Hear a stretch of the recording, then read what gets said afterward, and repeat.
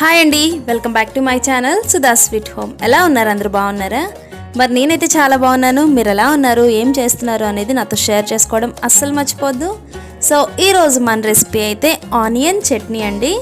So టిఫిన్స్లోకి కానీ, రైస్లోకి కానీ, చపాతీలోకి కానీ, దేనిలోకైనా సూపర్ కాంబినేషన్ అనమాట. సో ఇది నేను ఫస్ట్ టైం చేశాను, సూపర్గా వచ్చింది. మరి ఈ రెసిపీని అయితే మీతో షేర్ చేసుకుంటున్నాను. పదండి మరి వీడియోలో చూసేద్దాం ఎలా చేసుకోవాలో. సో దీనికోసం ముందుగా ఇలా ఒక ప్యాన్ పెట్టుకొని 2 టేబుల్ స్పూన్స్ ఆయిల్ తీసుకోవాలండి. ఇలా ఆయిల్లో కొంచెం జీలకర్ర, ఆవాలు వేసి ఫ్రై చేసుకోవాలన్నమాట. ఆవాలు చిటపటానేంత వరకు. తర్వాత దీనిలో ఒక 4 ఎండుమిర్చి తీసుకోవాలన్నమాట. అంటే మనం కారంకి తగినట్టు తీసుకోవాలి. నా ఎండుమిర్చి ఏంటంటే కొంచెం ఘాటుగా ఉంటాయి, అందుకని చెప్పేసి నేను ఒక 4 to 5 ఎండుమిర్చి తీసుకున్నాను. ఈ ఎండుమిర్చి కూడా లైట్గా ఫ్రై అయిన తర్వాత ధనియాలని కూడా యాడ్ చేసుకోవాలండి. 1 టేబుల్ స్పూన్ యాడ్ చేశాను నేను ధనియాలని. ఆ ధనియాలు కూడా బాగా ఫ్రై చేసుకోవాలి. ఇప్పుడు ఇలా ఫ్రై చేసుకున్నవన్నీ కూడా మిక్సీ జార్లోకి తీసుకొని పక్కన పెట్టేసుకుందాం. ఈ ఆవాలు, జీలకర్ర అవన్నీ మొత్తం రావు కాబట్టి సో పర్వాలేదండి. ఇప్పుడు ఏంటంటే ఇలా క్యూబ్స్గా కట్ చేసి పెట్టుకున్న ఆనియన్స్ని ఆ ఆయిల్లోనే వేసుకొని ఆనియన్స్ బాగా మగ్గడానికి నేను ఇక్కడ పసుపు అనేది యాడ్ చేశానండి. సో ఆ పసుపుతో ఆనియన్స్ అనేవి తొందరగా మగ్గిపోతాయి అన్నమాట. సో ఆనియన్స్ మగ్గేంత వరకు కూడా లో టు మీడియం ఫ్లేమ్లో పెట్టుకొని మనం ఆనియన్స్ని ఫ్రై చేసుకోవాలి.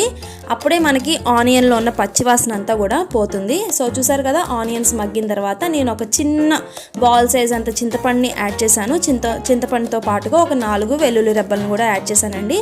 వేసేసి అవి ఒకసారి కలిపేసి జస్ట్ స్టవ్ ఆఫ్ చేసుకోవడమే అండి. ఇది చల్లారిన తర్వాత నెక్స్ట్ ఏంటంటే మనం ఆల్రెడీ మిక్సీ జార్లోకి తీసి పెట్టుకున్నాం కదా ఫస్ట్ గ్రైండ్ చేసుకున్న స్పైసెస్, వాటిని బాగా పౌడర్ లాగా ఇలా చూపిస్తున్న విధంగా గ్రైండ్ చేసుకోవాలి. తర్వాత ఆనియన్స్, చల్లారిన ఆనియన్స్ని ఈ గ్రైండర్లోకి, మిక్సీ జార్లోకి యాడ్ చేసుకొని చక్కగా బాగా మిక్స్ చేసుకోవాలండి. మెత్తని పేస్ట్లో అయిపోయేదాకా మిక్స్ చేసుకోవాలి. ఇప్పుడు ఏంటంటే సో మీరు ఇక్కడ చూస్తున్నారు కదా ఎంత మంచిగా పేస్ట్ అయితే అయ్యిందో. మన ఆనియన్ కలర్ కూడా చేంజ్ అయింది చూడండి.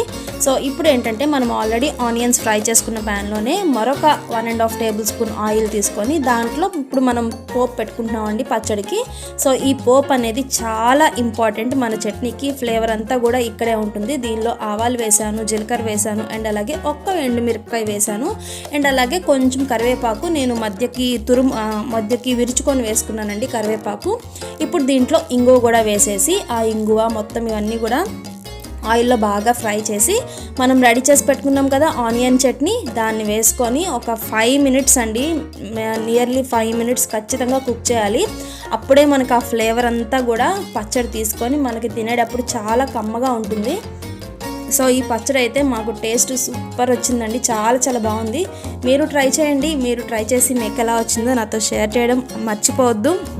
సో మేము ఇదేంటంటే దోశలోకి చేశాను, బట్ అన్నంలోకి కూడా తిందామనేసి కొంచెం పెట్టేశానండి. ఇది ఈరోజు చేసిన వీడియోనే వెంటనే మీకు తీసేసి అప్లోడ్ చేశాను అనమాట.